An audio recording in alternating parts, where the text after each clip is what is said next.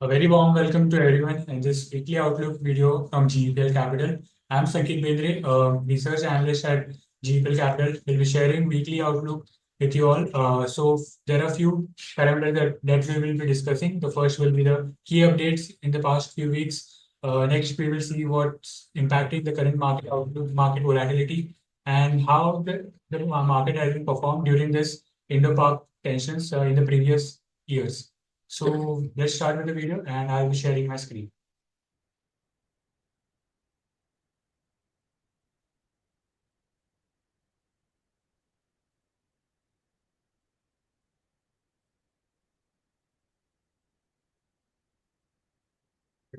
I hope it is visible now.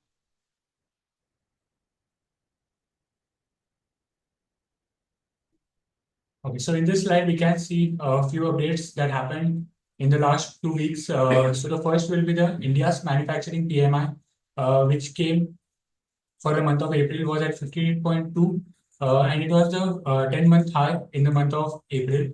So this was primarily driven by the domestic and export demand from both the manufacturing as well as services sector. So very positive update in the manufacturing PMI outlook. The next is from the US Fed. So US Fed has kept the benchmark interest rate unchanged at the range of 4.25% to 4.5%, and it has flagged the reasons for this unchanged is due to the rising risk in the economy resulting from the tariff stance by Mr. President Donald Trump. On the other hand, the Bank of England has cut down the interest rate by 25 basis points, bringing the base rate to 4.25%. This decision was on the back of lower than expected inflation rate and growing fears of tariff imposition by the United States. The next update will be the India and UK has signed the free trade agreement after negotiating for approximately 3 years. The timing of this deal is significant given the imposition of tariffs across countries by the United States. So this deal between India and UK is very significant for companies in the sector such as automobile, then alcobev sector. The alcobev sector will be negative, I would say, given the domestic manufacturing will be impacted from the imports from the UK market.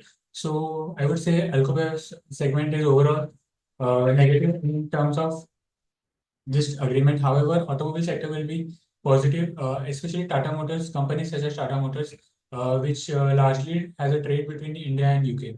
So that was the update from the India and UK FTA.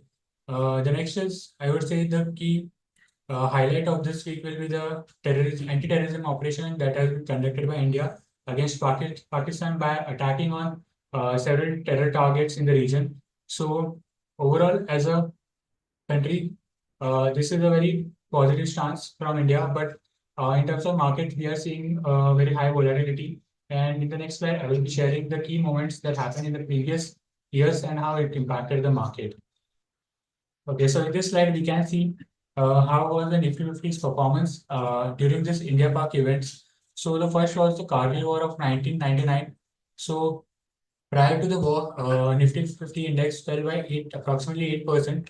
However, post that, approximately after 1 month, we saw that it gained by 16.5%. After 3 months, it gained by 34.5%. And after a year, it gained by 29.4%.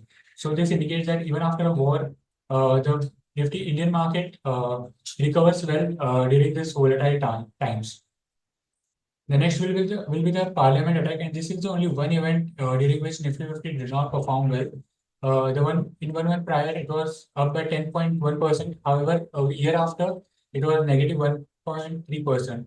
So this was a single event which impacted Nifty 50, and I would say it didn't impact much as the return was approximately only 1%. I would say it was flattish and not negative in high terms. The next significant event was the Mumbai 26/11 attacks. During that time, the Nifty 50 was in 1 month prior was about 9%.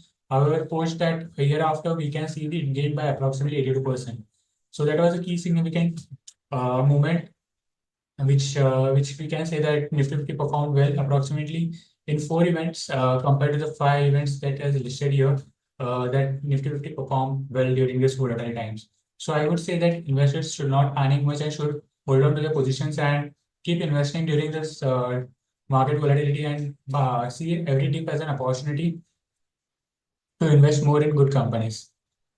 So in this next slide, we can see the mutual fund data, monthly data, as well as for the past 2 years, we can see the each month data. And in the month of April, I would say the debt market saw good inflow, good amount of inflows. And however, the equity inflows not declined compared to the previous month, but it was significantly down in compared to the April month of 2024. As in April 2025, it was the inflow in the equity mutual fund market was approximately 25,000 to 69 crores. Apart from that, the index and ETF funds also saw a good amount of growth compared to the previous 2-3 months, as the inflows in the index and ETF market was at 20,612 crores. So very positive outlook, I would say, in terms of debt market, index and ETF. And I would say in the equity markets, we are seeing that the FIs and DIs have been continuously started to invest. FIs especially has started to reinvest in the Indian market. So as a result of that, we can see that equity market is now at a stable position and seeing a good amount of inflows. So what should be our strategy during this volatile market? So currently, I would say the Indian market is experiencing heightened volatility driven by the escalating geopolitical tensions between India and Pakistan. Again, this a war-like situation has been created between both the countries. However, if the tension intensifies further, we may witness increased fluctuations in the Indian market in the coming week. Despite this overall uncertainty, select sectors such as defense, IT, and PSU banks are showing resilience and positive momentum. Additionally, companies delivering strong Q4 results and maintaining a robust forward outlook are also witnessing upward movements in the stock prices. So as I mentioned in the previous slide that during this market, we should stay invested in fundamentally strong stocks, and we should see every market dip as an opportunity to invest in quality stock as it will help generate a good amount of wealth in the longer run. So that's the whole that was the whole idea of this video, to ascertain our investors that this is every dip is a good opportunity to invest and we should stay strong during this volatile times. So thank you for watching this video and I hope you all subscribe, like and share this video as much as possible, and do subscribe to our GEPL Capital's YouTube channel. Thank you everyone.